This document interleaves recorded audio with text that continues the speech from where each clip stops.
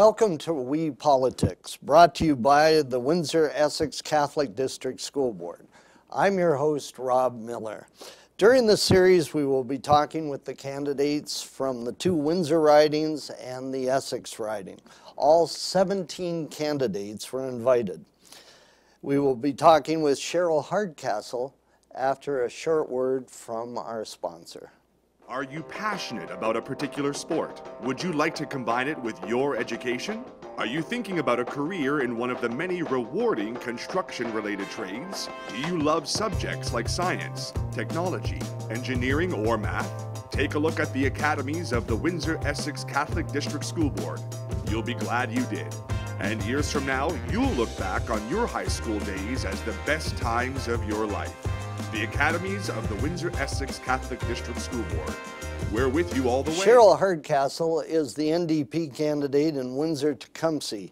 She won her first term in Parliament in 2015. Before that, she was Deputy Mayor of Tecumseh, and before that, a community newspaper editor. Cheryl, welcome. Thank you for having me.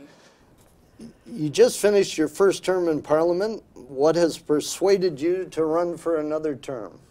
Wow. Well, I think some of the things that persuaded me to run the first time, in that being a politician, with air quotes around politician, that I'm somebody who wants to work collaboratively and focus on people. I'm not there to focus on power and how far I can get in a hierarchy, and I reject the notion of an elite government or that you only serve people who supported you. I believe that government serves everyone, and so I'm there as that strong voice for ordinary Canadians who don't want to take over the world. They just want to be content, and they want their families to be content. They need people to stand up for them with the same kind of confidence as, you know, a corporation defends and lobbies aggressively for its interests. An election is sort of like a job interview. Yeah, yeah, so I see that. It's a job interview with the voters. So what are you going to tell, or what are you telling the voters that you accomplished during your first term that you deserve a second contract? Yes, exactly. Well, some of the things that we know in our constituency offices, that we all deal with individual situations, and there are many individuals that can attest to the assistance that I've given them, even though those aren't things that you talk about publicly. Those are things that are handled within, but it is my work ethic and my collaboration and my determination. Now, I have 3 critic portfolios that I held the last time, and that means that I had to juggle my time and put things on the front burner, if you will.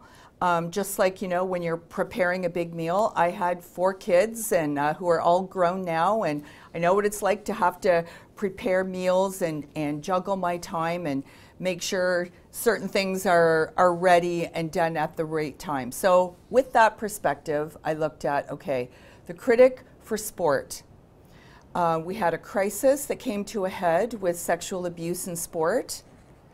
We had a crisis, and we still do, with some gaps in diagnosis and treatment for brain injury, especially with concussion in sport. So those 2 issues, I did symposiums, I worked with the minister, prepared reports and recommendations. The symposiums brought in expertise. And in doing that, I could use my Member of Parliament budget so that I could do that research and hand that off to the minister, like we're running a relay and you hand the baton off. So I was really proud to be able to do that. What we ended up doing is using the Health Committee to have this subcommittee on concussion in sport. Super important. Lots of families here. I did a roundtable here and got lots of input and expertise, not just from the University of Windsor, but from families and doctors here. So that was one thing for sport. The second thing was people living with disabilities. You know, always feeling invisible, always feeling like they're cast to the side for other types of agendas that might be more sensational or more aggressive, if you will. So I made sure that I championed that. We had a National Accessibility Act that was tabled by the government in the last term, and I worked with the minister, I worked with senators after it was passed to make sure that more amendments were passed to ensure that there were timelines and enforceability for it. I didn't give up because there is so much that needs to be done in terms of the rights of people living with disabilities, and there does have to be a better regulatory framework. So it's not sensational. Those aren't the popular things that get the attention, but those are things that need to be done. International human rights, I mean, we could do a whole show on that, Rob, because the international human rights is directly related to our corporate social responsibility. We saw a little bit of that alluded to in the SNC-Lavalin affair. We have free trade agreements that should be fair trade agreements that are pitting people against each other and exploiting workers and resources in other countries. Well, let me stop you there. Yep. Because this came up at a recent debate. Yep. What is the NDP's stand on the recent trade agreement with the U.S.? What do you mean? Like with NAFTA? What is the stand with NAFTA? Yeah, what is? Well, NAFTA didn't go far enough. It should have gone farther, and all of the concerns that we expressed are now being expressed by congressmen in the United States. It still has to be ratified there. But what? Yeah, so those were our concerns. Protecting manufacturing jobs, putting labor standards and environmental standards at the forefront, protecting our supply management, and properly compensating our dairy farmers when we compromise supply management, which is what ended up happening. So in that vein, honing in on Windsor-Tecumseh, what do you see your role as bringing in new manufacturing and retaining the manufacturing we have right now? There's a lot of uncertainty out there. Yeah, and we've been saying for decades, and there's a lot of expertise around this, and one of the main things that we need to do is listen to our experts. When you are commissioning a task force, you get recommendations, you don't let those recommendations sit on a shelf. So a national strategy, no matter what type of manufacturing, when you have a national strategy, that means you're targeting the research and the innovation. That means you're linking in provincial. Just think about high schools. High school guidance counselors should be able to recommend to students where to go in their education for the jobs of the future, we're calling them now. But you've got to be a step ahead. And a national strategy allows for companies to do that in that landscape and supports them. Here's what's coming, here's what we need to do, and here is the fund or the support that you get from the government to do that. Right now, it's Band-Aids, it's silos, it's patchwork, it's reactionary, it's flustered, and it is not proactive, which is really what, when we talk about national strategies, some people roll their eyes and go, those are just words. Think about that long-term plan that links every level of government in, and think about it just the way that you hear there's only one taxpayer. We all know this. There's only one taxpayer no matter what level of government. So my role in the federal government nationally is to make sure you've got a long-term plan. You have to have a game plan. Right. Yeah. What about, well, one thing you talked about government, one thing that the census people are saying is that we're short 750,000 skilled trades people, and it could be up to 1 million by, the next 5 years.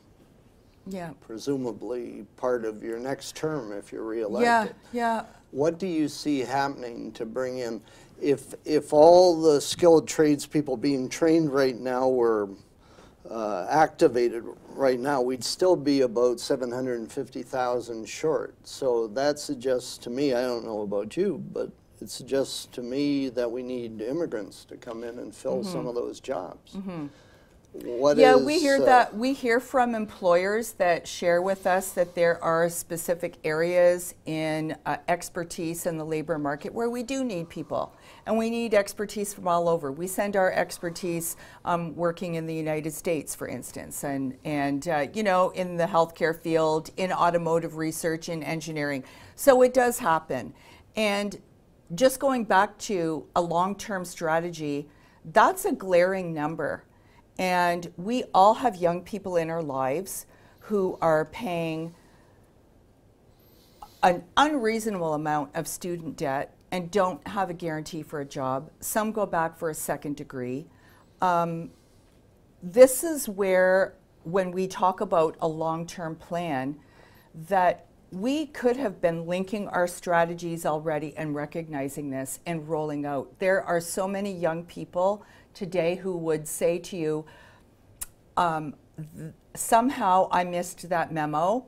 Maybe it is something that would be good for me and I can make a livelihood doing this, and I wish I had known this before. And it's up to us, instead of saying, well, you should have done this and you should have done that. No, we, government, my tax dollar should have rolled out a plan so that I know this in high school, when I'm pursuing my post-secondary education, when I'm looking for a livelihood. These are things that we believe are really frustrating, and we recognize that, like, we all live in the real world. I live here in the real world. I have 4 grown kids. My son's an electrician. Like, I understand that this is so frustrating, and that for young people to have to face this daily compounded interest on a student debt, we could be eliminating that. You know, Trudeau collected $3 billion in student loan interest, and what happened to that money? That got given to corporations to write off, you know, private jets and limos. Okay, let's talk about the environment. What do you see as the biggest problem in Windsor-Tecumseh with the environment? Well, for us, we need to be a part of that clean job, that clean technology strategy. And automotive is huge. We are the innovators here. We're on the cusp. This could be where we are located as Windsor, and our expertise and our educated workforce. This could be the hub of our new clean zero emission vehicles, and we've got to get ourselves set up for that. Definitely. It's actually exciting when you think about all of the research that's already been done and the innovation and the prototypes that are being done. We're tapped into this right here, and we need to seize those opportunities, not just let them go by the wayside.